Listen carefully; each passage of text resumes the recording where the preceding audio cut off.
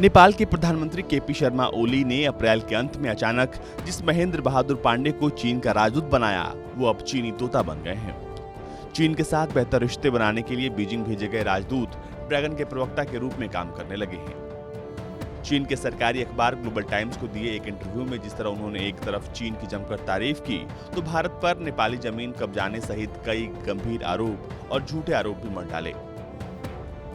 पांडे के इस इंटरव्यू से खुद नेपाल के जानकार और विश्लेषक हैरान हैं और उनकी कूटनीतिक समझ पर सवाल खड़े कर रहे हैं। चीन के सरकारी अखबार को दिए इंटरव्यू में महेंद्र बहादुर पांडे ने चीन नेपाल रिश्तों की तारीफ की और कहा कि भारत के साथ भारतीय और विदेशी मीडिया चीनी नेपाल रिश्तों को खराब करने की कोशिश में है। केपी ओली सरकार ने अप्रैल में अचानक लीलामणि पौड्याल को बीजिंग से वापस बुलाकर पांडे को भेज दिया था। हालांकि इस बदलाव को लेकर अभी तक कोई कारण नहीं बताया गया है।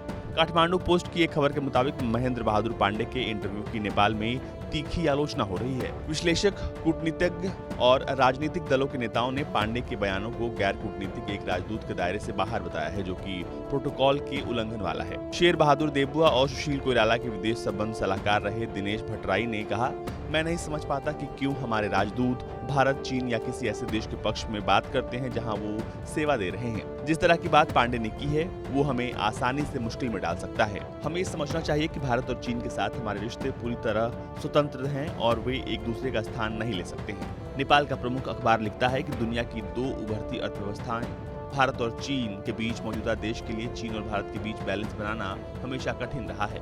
विदेश नीति के जानकार हमेशा दोनों पड़ोसी देशों के साथ अच्छे रिश्ते को देश के हित में बताते हैं, लेकिन ओली सरकार की नीतियों पर एक से ज्यादा बार सवाल उठ चुके हैं।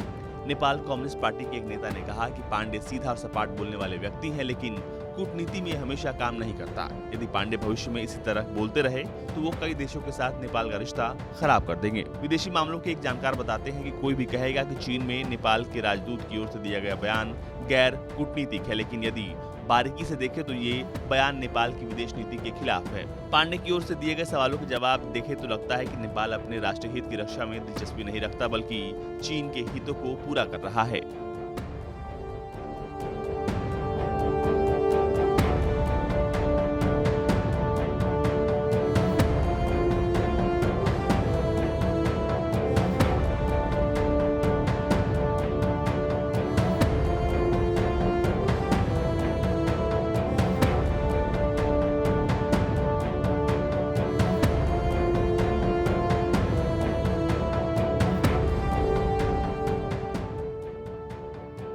ब्यूरो रिपोर्ट, भारत तक।